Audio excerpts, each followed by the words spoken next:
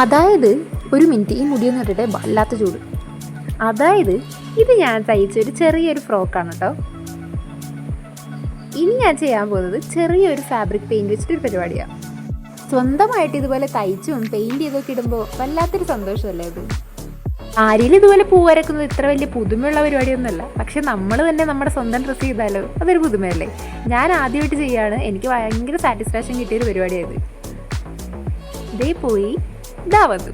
ഇതാണ് എൻ്റെ final look. എനിക്ക് ഒരുപാട് ഇഷ്ടപ്പെട്ടു.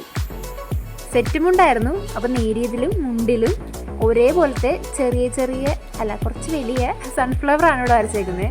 വളരെ സിമ്പിളായിട്ടുള്ളൊരു വർക്കേ ഉള്ളൂ ഇത്. പക്ഷെ ചെയ്തു വന്നപ്പോൾ എനിക്ക് ഭയങ്കര ഇഷ്ടപ്പെട്ടായിരുന്നു.